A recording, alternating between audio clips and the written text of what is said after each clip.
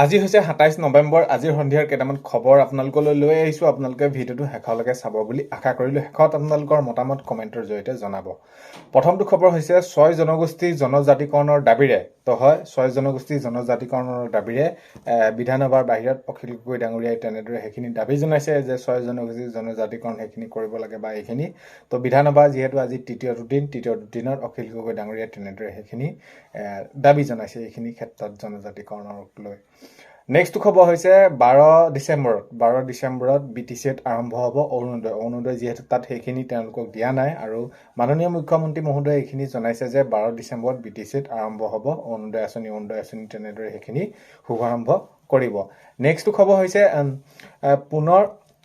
সদনত পুনৰ অখিল গগৈ মানসিক ৰোগী আখ্যা শাসকীয় দলৰ বিধায়কৰ। যিহেতু এতিয়া কথাবিলাক এনেকুৱা ধৰণৰ হয়, শাসকীয় দলে যদি কোনোবা এজন বিধায়কে বা মুখ্যমন্ত্ৰী মহোদয়ে তেনেদৰে সেইখিনি কোনোবা এটা বিষয়ত তেনেদৰে উল্লেখ কৰে, তেতিয়া সন্মানীয় বিধায়ক শিৱসাগৰ সমষ্টিৰ বিধায়ক অখিল গগৈ ডাঙৰীয়াই তেনেদৰে সেইখিনি মাজতে সেইখিনি কিছুমান কথাত মাত মাতে। তো সেই গতিকে তেনেদৰে সেইখিনি চলিয়ে থাকে শাসক বিৰোধীৰ ক্ষেত্ৰত।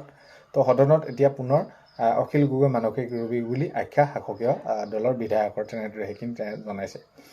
নেক্সট খবৰ হৈছে অসম বিধানসভাৰ শীতকালীন অধিৱেশনৰ আজি তৃতীয় দিন। সেয়া মই ভিডিঅ'ৰ প্ৰথমতে আপোনালোকক কৈছোঁ যে অসম বিধানসভাৰ শীতকালীন অধিৱেশনৰ আজি তৃতীয় দিনৰ আজি সেইখিনি অনুষ্ঠিত হৈ আছে আৰু গুৰুত্বপূৰ্ণ বিষয়সমূহৰ ওপৰতে আলোচনা তেনেদৰে সেইখিনি কৰি আছে।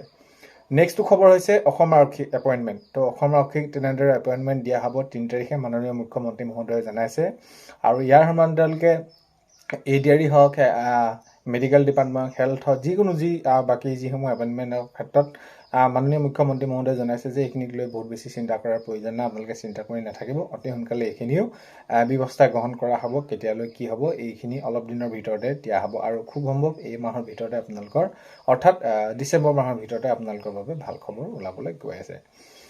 নেক্সট খবৰ হৈছে গৌৰৱ গগৈ ডাঙৰীয়া গাড়ী। তো কনভয় যিহেতু তেওঁ যিখনতো গাড়ী উঠি যায় কথমপিতি প্ৰাণ ৰক্ষা পৰিছে, কাৰণ কেলৈ তেওঁ এক্সিডেণ্ট হোৱাৰ পৰা অলপমান ৰক্ষা পৰিছে। তো এইখিনি ক্ষেত্ৰত সজাগ হ'ব লাগে।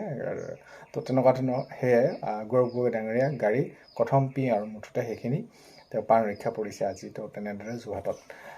নেক্সট খবৰ হৈছে বৰাকৰ সংখ্যালঘু এলেকাৰ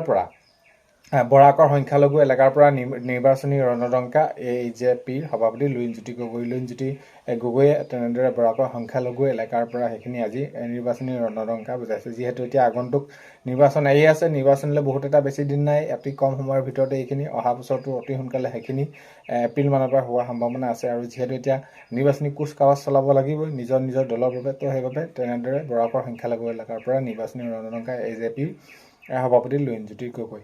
নেক্সটটো খবৰ হৈছে গৰিমা গাৰ্গেও মমতাৰে আৱৰি ৰাখিছিল কাজলী হয়তো আপোনালোকে চিনি নোপোৱা মানুহ কোনো নোলাব। জুবিন দাই তেওঁ তুলি লৈছিল কাজলী বুলি। তো তেনেদৰে সেইখিনি গৰিমা গাৰ্গেও মমতাৰে আৱৰি ৰাখিছিল কাজলীক। সঁচাকৈ তো কি হৈছিল প্ৰকৃততে সেইদিনাখনি জুবিন গাৰ্গক কেনেদৰে কি হয় হ'বলৈ পালে এনেকুৱা ধৰণৰ। তো সেইখিনি আমাৰ ন্যায় লাগিব এইখিনি ক্ষেত্ৰত। নেক্সটটো খবৰ হৈছে অৰুণোদয় আঁচনি যিসকলৰ নাম বাদ পৰিলে এতিয়া পঞ্চায়তে আকৌ লিষ্ট প্ৰকাশ পাইছে। আপোনালোকৰ যিসকলে পাবলগীয়া মহিলা তেনেদৰে বাদ পৰি গৈছিলে, আগন্তুক সময়ত আপোনালোকে আকৌ সেই অৰুণোদয় আঁচনি পাবলৈ সক্ষম হ'ব। চ' আজি ভিডিঅ'টোত আপোনালোকক এইখিনিয়ে জনালোঁ। আপোনালোকে ভিডিঅ'টো শেষলৈকে চোৱাৰ বাবে বহুতেই বেছি ধন্যবাদ। এইখিনিতে আপোনালোকক এটা অনুৰোধ কৰিম, চেনেলটোলৈ যদি আপোনালোক নতুনকৈ আহিছে ছাবস্ক্ৰাইব কৰাৰ লগতে কাষতে থকা বেল আইকনটো প্ৰেছ কৰি অল কৰি থ'ব, যাতে নতুন এটা ভিডিঅ' দিয়াৰ লগে লগে আপোনালোকে আগতীয়াকৈ চাবলৈ পায়। তো অন্য এটা ভিডিঅ'ৰ সৈতে লগ পোৱাৰ আশাৰে আজিলৈ আৰু আপোনালোকৰ চেনেলটো যিসকলে আহিছে ছাবস্ক্ৰাইব কৰি ৰাখিব বুলি আশা কৰিলোঁ।